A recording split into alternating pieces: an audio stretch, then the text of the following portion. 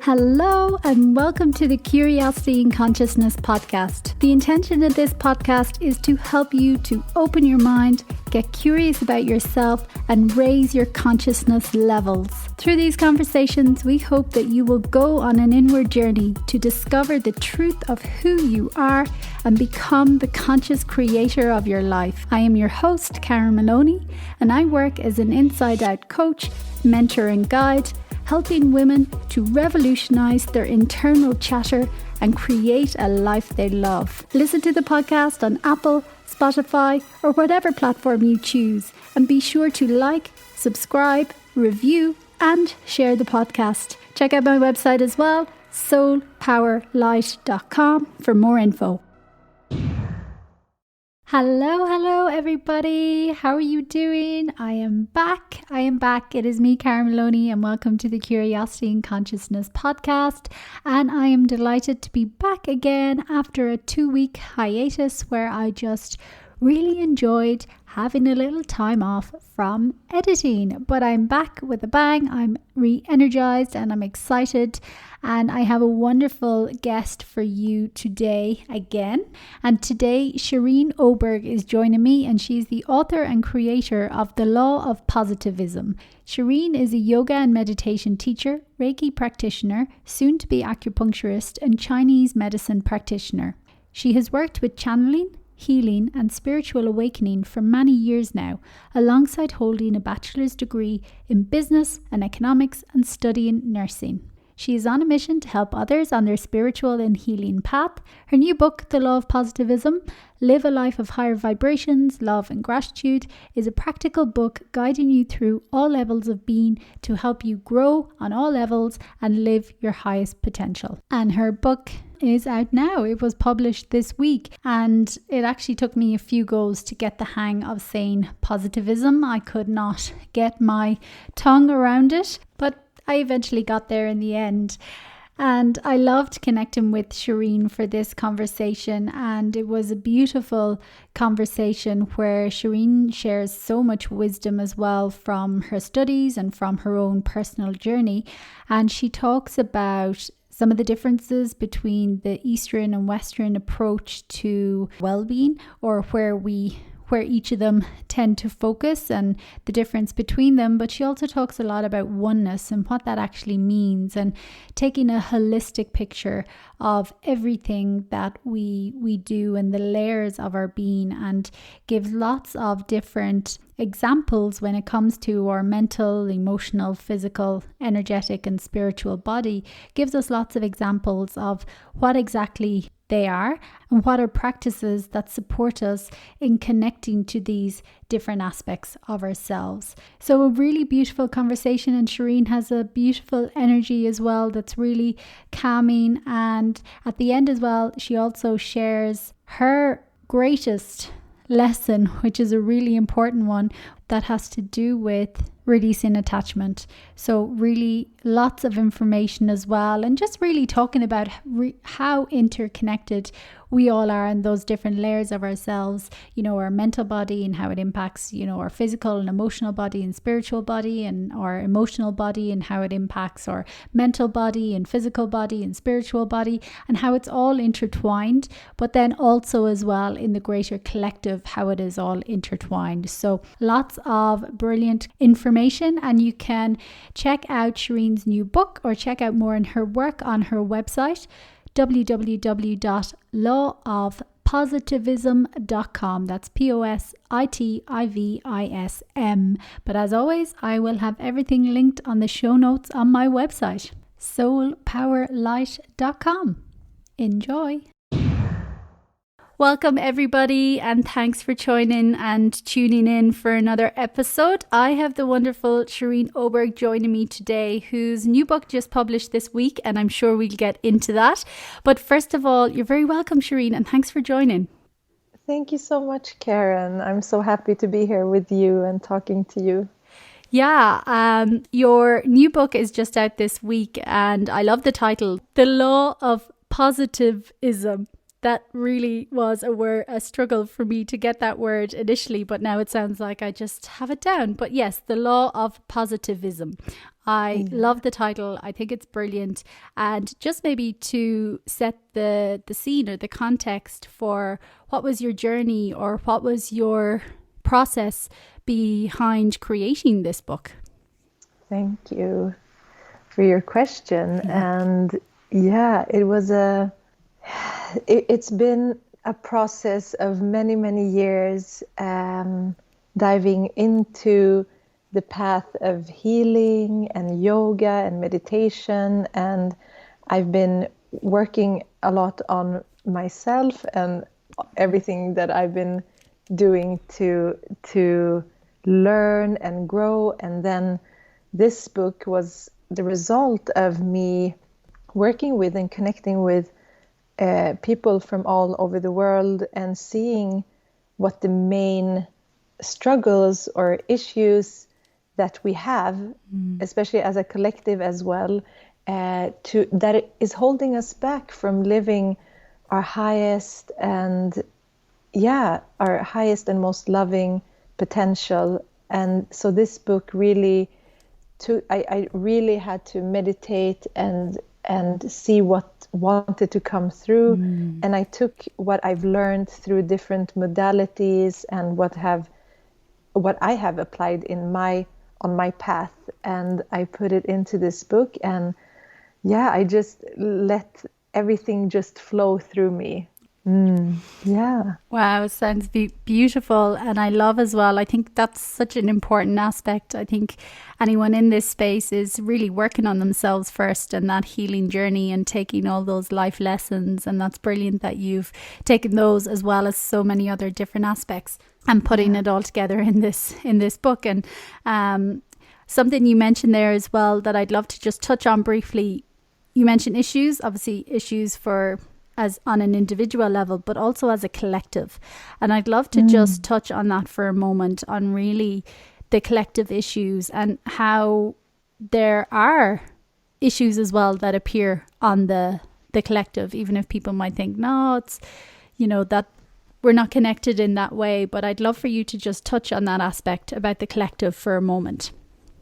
Yeah, well, from my point of view and from what I have studied and learned is that the collective and I is actually the exactly same thing. It's no difference between me as an individual and the collective, because we live in a world where, if I'm talking from the yogic perspective, we are in this veil of illusion, which makes us think that we're separated from each other, but also to the whole universe and the divine and the highest consciousness. But it's actually just one, just as when we see the waves in the ocean, even if they're individual waves, they emerge and then they subside and into oneness again. And it sounds abstract, but for me, it's, I've seen what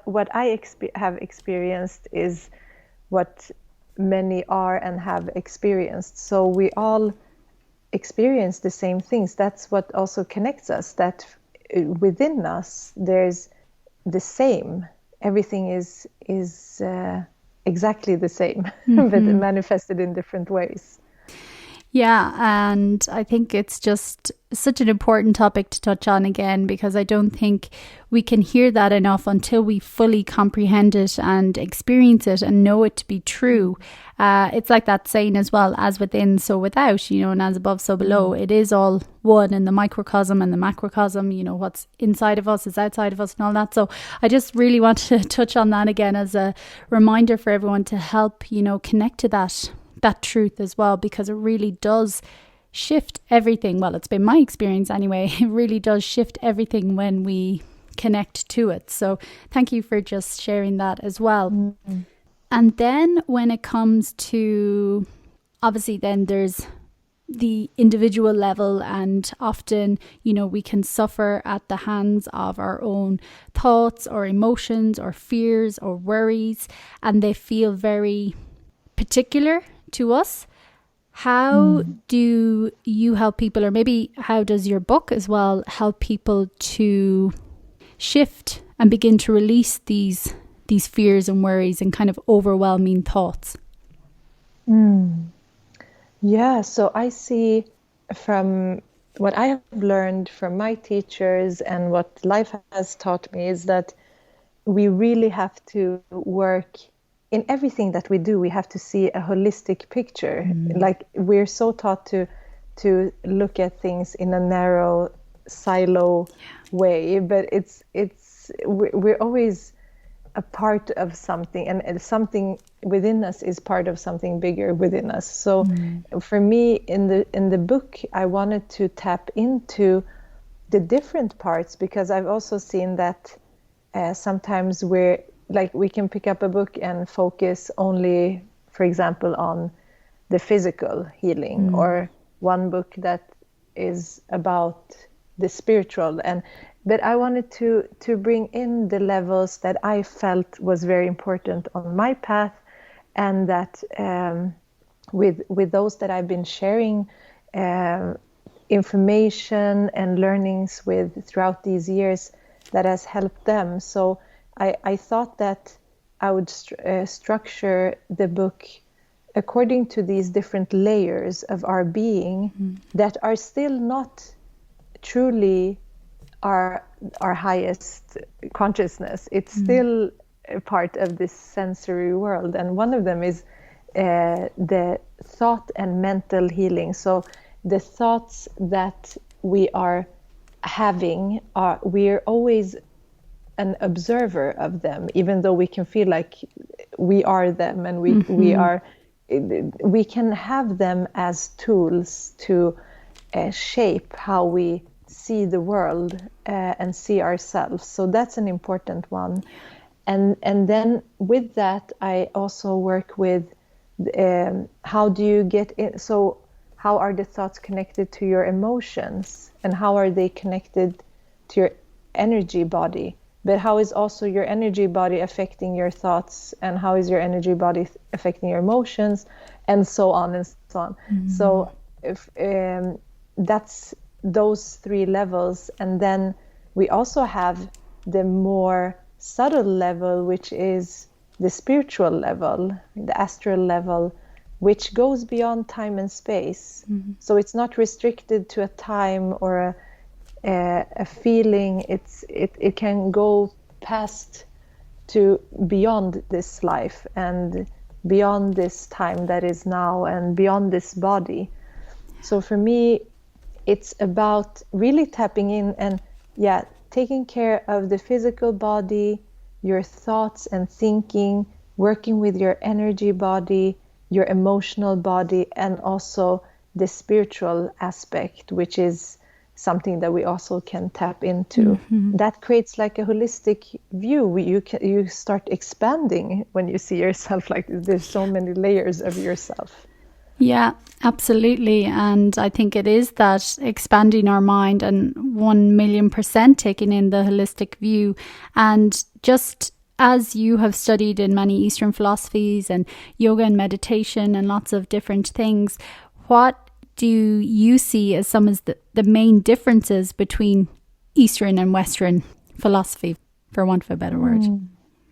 Yeah. I mean, what I've learned through Eastern philosophy is really this holistic and integrated view. Even if I would work with patients in Chinese medicine, you don't see it as just a physical body and being. It's so much more. And we work on all these levels with the Chinese medicine. And that feels like a natural way of being and living and healing. But we've become so focused on very few aspects of our being in the society that we live in now, and demands of the society.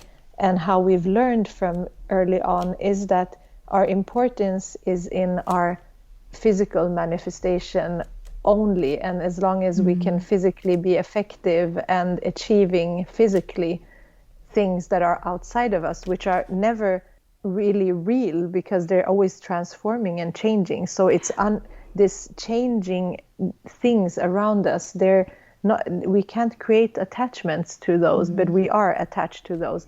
So that's why it's confusing to our being that we're so focused on one thing. And even in healing, when I see that, okay, you start practicing a specific thing that might benefit your mind or benefit your energy, but you're not taking care of your physical body, or you're not, like your physical being, your vehicle, your what's carrying you here, and what is a layer on top of your highest consciousness. So that makes it hard for you to live in a full and whole way, completely. So yeah, it's so true. And, you know, again, from my own journey, like just focusing on the physical, like you mentioned there as well, which is very much the Western way, it really is so unnatural to us.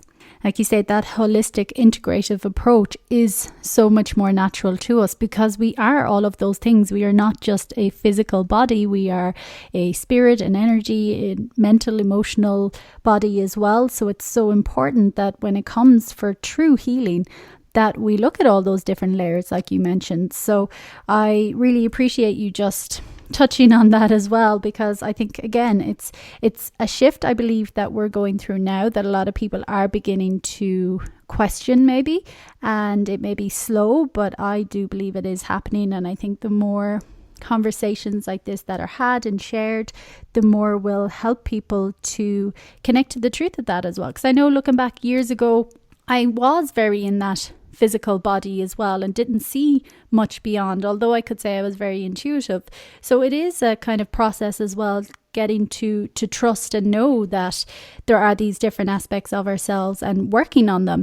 And just something, when you mention the layers as well, I'd love for you to just maybe give a couple of examples of how supporting ourselves on a mental, emotional, well, the physical we all know, energetic or spiritual way, what that might look like for a person, what tools or what practices or what techniques may help them on those different layers to support them. Yeah, that's a really good question. And there's so many ways and so many modalities and techniques. But on my journey, I really started with the more tangible, which is the mind. It's really tangible because you can actually observe your thoughts very easily, right? It's not like trying to observe your energy body. It's more subtle. So I really always love a practice of becoming aware of your mind, being very mindful and intentional with how you're using your mind and what you're focusing on and what you're taking in as well, because that shapes your thoughts and your this conscious level of being. And I love, of course, meditation for that. And with that, it's really important to, as I said, like you can't just do one thing and then maybe your body is not completely healthy. Maybe you're in pain or you're not nourishing yourself enough. And then that can be really blocking you from finding the stillness within your mind. So working with the physical body, it's really important to understand that everything that happens in the physical body is connected to something even deeper. That's the outer layer. And it can be affected by thought patterns. It can be affected by emotions. So being very conscious of also that connection, but working with the body, with our physical practice, all types of movement, that we're not stagnating, we're flowing and being very in tune with our body, listening to our body. It's intuitive work. And on an emotional level, it's actually also, as I said, very connected to the physical body and the thought body, the mental body. And it's about seeing where, and we can meditate on that as well, where do certain emotions come from? And that is actually doing very deep work and going into shadows, going into traumas. The emotional body really stores a lot of past experiences, and Also, many people are very sensitive, so we're picking up a lot from the world. As I said, we're not separated, so we're feeling a lot that the world is feeling or other beings are feeling. So being very conscious and aware, so we should not be like in a storm all the time, these ups and downs, and also not attaching to a certain emotion. And in Chinese medicine, the emotions are also connected to our different organs and different aspects of our health, definitely. So we should come to a balance in that, and also seeing that the emotions are not us either. It's also another layer that we are observing. Everything that we observing is not us. And when I say us, it's the true essence that is one with the highest, which is the highest consciousness. So even the soul which reincarnates is not truly us. It's just it's a energy form that can enter into these physical bodies that we use. And then on the spiritual level, it's really about, having a spiritual reality has been part of humankind since we don't know when. It's our nature. It's a remembrance. It's remembering that we're divine, and however we want to practice that. I know that a lot of people, and especially in West, where we have experienced negative things through times, where in which spirituality has been more of something that has maybe caused fear or restriction. But it's now we're not forced to, at least in the West, we're not forced to have any belief system. There's of course still countries where maybe religion is more connected to politics or power. But if we have the freedom, we can explore ourselves. And nothing is more beautiful than having millions and thousands of ways of worshipping or of communing with the divine. It's not, nothing is wrong or right. It just is how it's supposed to be. So having that, and in that case, you also can work with what you have experienced spiritually in this lifetime, but in other lifetimes, and your connection to different events that are shaping you right now, and on a spiritual level. And that's, as I said, even more subtle and very intuitive work. So on that level, you can also create healing. And it's, as I said, it's that disconnect. It really makes you, if you only, I don't know how it feels to only think that you're in this world as this physical manifestation, and that's it. It must be really I don't know how. That's why people do have a lot of anxiety and fears, and also a fear of death and fear of change, and because we become one with what is around us. And if we believe that we're in this physical body and that's it, this is it's that's depressing. a scary thought. Exactly. It's literally depressing, and like you say, anxiety and unfulfilling, and it's tough, it's hard, it's dense, it's not what we're meant to come here and do. So I love that. And then the last one on the energetic. The energetic, I would say, also is a layer that is subtle, but maybe a little bit less subtle than the spiritual or that higher level, because you can feel your energy in your body. You can feel the energy of others if you just become still. But it's really hard to do that if your mind is not still, and if you have a body that is not really balanced. It's really hard to work with your energy. And I love the practice of pranayama, breathing exercises, because it benefits the physical body. The mind becomes still, but you're also working with your energy.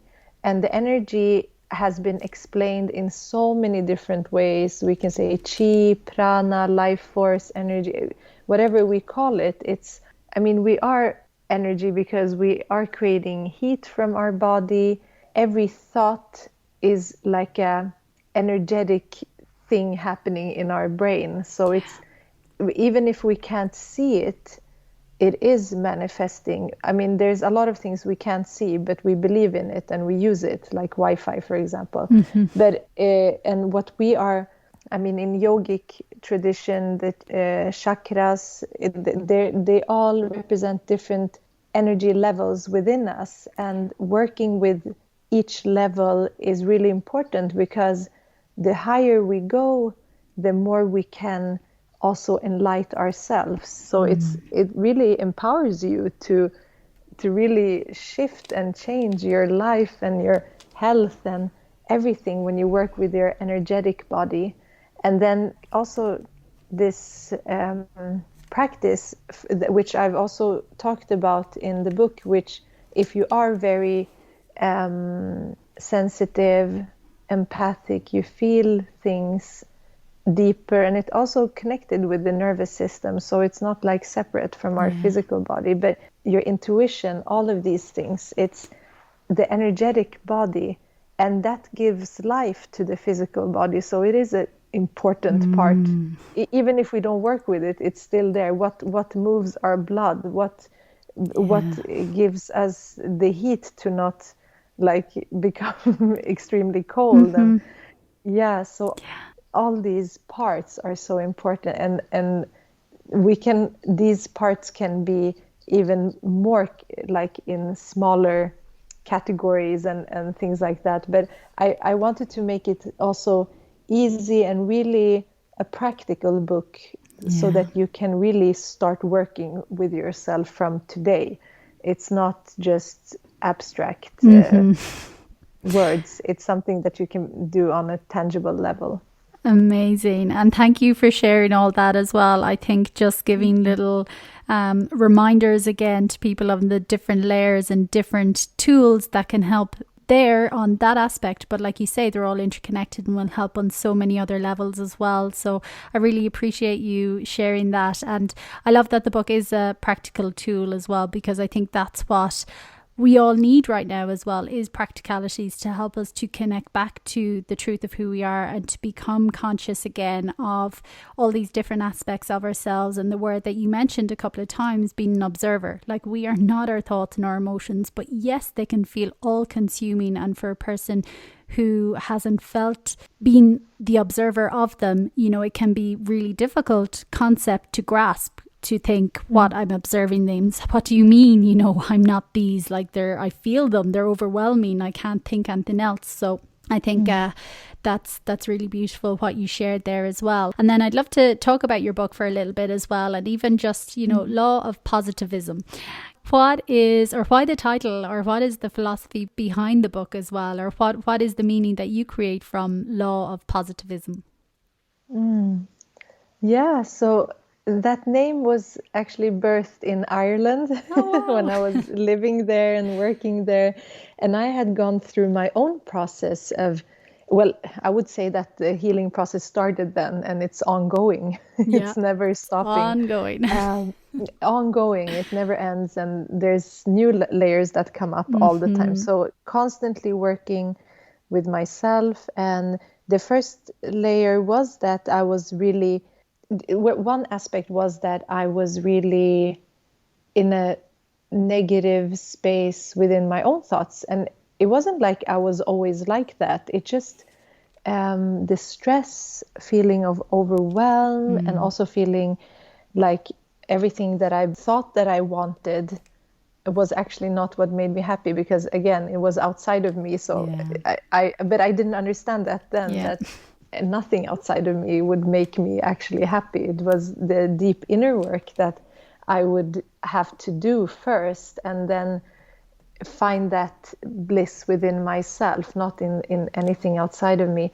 So I was in a pattern, and I could see people around me also getting into really just not from a self-love base. Yeah, it was just like being programmed with all these things throughout our lives, and most of them are limiting, and a feeling that you're not deserving just the way you are. So I was really into Louise Hay's positive affirmations when I started my journey, and I really thought that they helped me. And even though when I was doing these thought practices and positive affirmations, it was only one layer, but it really was an important layer for me. And then when I created the account, the Instagram page, I really felt like I wanted to contribute with something positive in the world.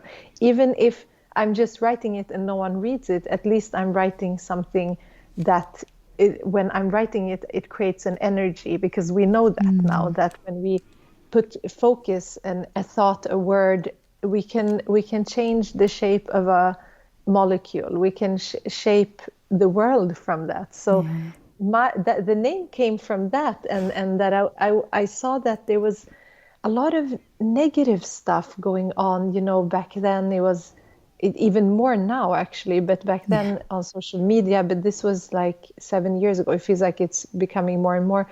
And then on the news and on TV, and even now I don't watch TV, but if I put on TV, I see that there's like these shows about really traumatic things, and that's what, every time we watch that, it's like a trauma happens in our body, because we're not disconnected, we're one. So the Law of Positivism, it was just how I felt back then, that what I wanted to create in the world. And the positive is just it's just a word. It's I don't see the world as dualistic. It's in the base we're one, but in this case it's connected to love and unity and peace. All these words that even when we say them, it feels good in our heart. So it's really heart-based, and that's why the book has the same name as well, because Brilliant. it birthed everything. Oh, brilliant. Yeah, I love that. And I love how it has evolved. And like you say, even now more than ever, I think it's more needed. And then I just love to talk a little bit about positivity and how we always have the choice to be positive no matter what is happening. But also there's a fine line between, being positive and optimistic and that, but also toxic positivity. So I'd love for you to share a little just on the truth of maybe always choosing to be positive no matter what, or looking for those little things without the kind of toxic side of things of just, faking and not feeling anything or seeing the reality of anything. Yeah, there's a big difference between those two, because if you're not in your truth and connected to your body, your emotions and all of this, and then we're pretending, it doesn't matter what you pretend to be. If you pretend to be happy, or if you pretend to be successful or powerful, it's anything, right? Then you're not in touch with yourself. And when we talk about this, like there's two words there. If you say like toxic and positivity, well, it can be toxic anything. And I haven't really thought about it as, because actually what I've been teaching is like doing deep healing, like dark shadow work.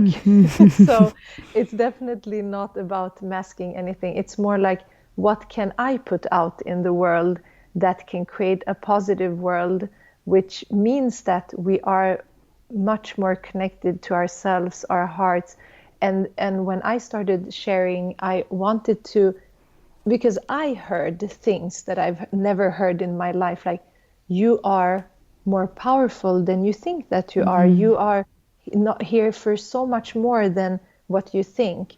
And for me, those positive statements, instead of hearing, no, you're not enough, you have to become this, you have to have this and that, and then you are worthy, which is subtle messages that we have gotten. It's not like someone has said it, hopefully not said it exactly like that, but it's like we have not heard and been taught that we are divine, sacred beings, because even our parents have forgotten and their parents have forgotten.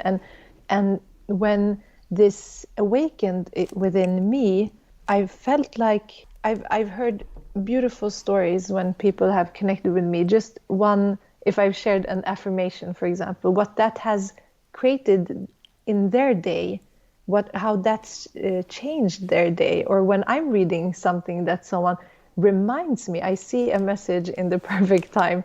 Instead of seeing something that is not serving, it can be something that is a fact, an information of something, but it's not really strengthening me or strengthening anyone else. It's just we have to know where things are coming from. So when we consciously know, and that's also for the mental part, but it affects everything, what we consume with our eyes and ears, it also becomes us.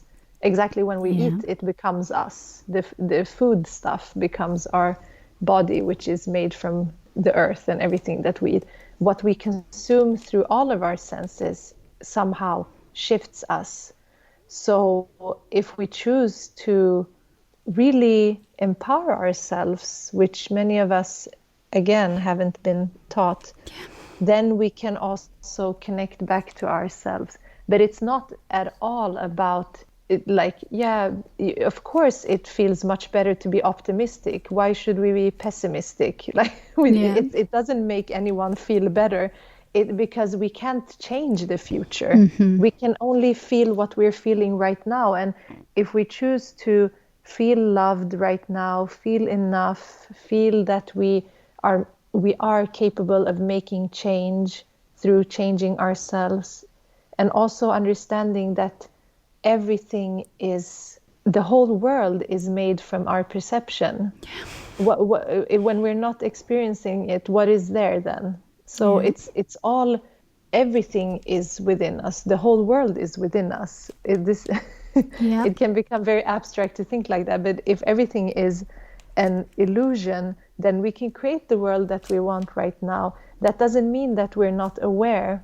I come from an immigrant background with things that I'm carrying from my lineage and my parents and my grandparents, and that's grief. And that grief I have been needing to really work with. We can't bypass that. We have to. So the book and the work I do is also for the healing, not only for myself, my whole lineage, but also the whole world. So when we are working in a way where we dedicate our energy, our lives into doing something positive in the world, and positive, again, connected to love and peace, unity, filling ourselves with all of these things to also let it come out, then we can create real change in the world as well. We can't do that. I mean, for many years, I had a training in healing, but I was not comfortable to practice healing on others until I felt like, okay, my own energy, my own healing has come to a level where I can, for reals, give this to other people. Because we can't do that if we haven't worked with ourselves. So everything comes back to ourselves and not pointing outwardly. Yeah. Going within. You know, that's why as well I call myself an inside out coach, because once I had that truth and revelation, I'm like, everything starts from inside of us. And I love how you mentioned as well about, lineage and generational limiting beliefs or traumas or whatever they may be are passed on. And that's why we all have an obligation to wake up, to go within, to connect back to the truth of who we are, to go through and reintegrate those darkness, the trauma, to bring light to it, to see it. Because as you mentioned as well, when we're not connected to our body and our emotions, which I 1,000,000% was not, and I can see so many people, especially in Western society, we are not. And like you say, we can try all these things, or we can say affirmations and we can pretend, but if we are not going within to do the deep inner work to create lasting change from the inside out like that, it's kind of futile. And that's for me where the toxic positivity comes in. And I was there years ago where I just was like, yeah, no, if I just say enough affirmations, it'll all be good. And it's like, no, you can't truly get the true truth of, you know, creating positive change without going within and clearing our subconscious limiting beliefs and whatever lies there. And again, it may sound, you know, difficult or abstract, but it's, when guided, it's actually not so hard. But we just have to, you know, start that process, shift the focus and our perception from the external to the internal. So I loved everything that you just shared there as well. And thank you for sharing all that. And just, I'm curious to know, maybe as a last question before we wrap up, just what's been one of, and maybe you've touched on it, but what has been one of your greatest lessons to date? Yeah, I think one of the definitely one of the biggest things have been releasing attachment. Because attachment, it sounds abstract again, but we have attachment to many things. It can be attachment to physical, tangible things, but we can also have attachment to dreams and things that we've thought would be a part of our lives. But we think that when we have this experience, we will be complete and happy. But if we have that state of mind, we will always find something new to be discontent in the now. And with this, I mean that everything that we are trying to attain in our physical life, whether it could be a house, it could be a partner, it could be a child, it could be a career, it could be even trying to become completely still in our mind, that attachment, like that can create a lack within us, that we have this desire and feel that our worth is attached to that if we don't have this, if we're not becoming that, if we're not going towards that direction, then we're not really enough, or that this life is worthless, or that's all part of our experience. We all carry something with us, and we are here to experience exactly what is, and we have to release these different desires of things, or different needs to change what has been, or to control the future, and that is really tough, because that's also very much a programmed state that we have, and we've been led to believe that life should be a certain way for it to be perfect. But all of us have something that we have to release attachment from. Yeah, and consistently. Things are, you know, like Buddhism, everything's just rising and passing away. And what a super powerful, important lesson as well, to come to that place of just non-attachment. Because when we are in that place of non-attachment to things, again, we feel at ease. We don't have this anxiety and, you know, fear that, oh my God, if we lose this, I'm going to lose myself, or whatever the story is. So really powerful message as well to end the conversation on. And Shereen, I have loved connecting with you. It was such a beautiful conversation with so much wisdom and nuggets in it. And please, for anyone who may want to find out more about your work, or to get your new book, The Law of Positivism, please share where they can find out more.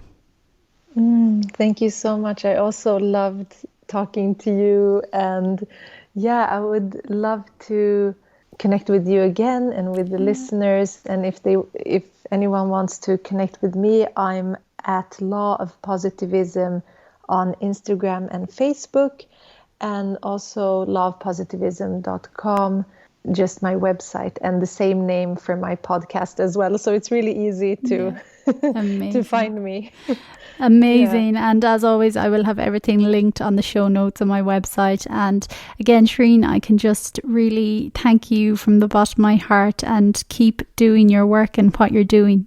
Thank you so much, Karen. You as well. Just thank you. I'm really grateful to have had this time with you. Thank you for tuning in to this week's episode. Be sure to subscribe to the podcast so you get notified every time a new show is released. Get more information on this week's guest as well on my website, www.soulpowerlight.com.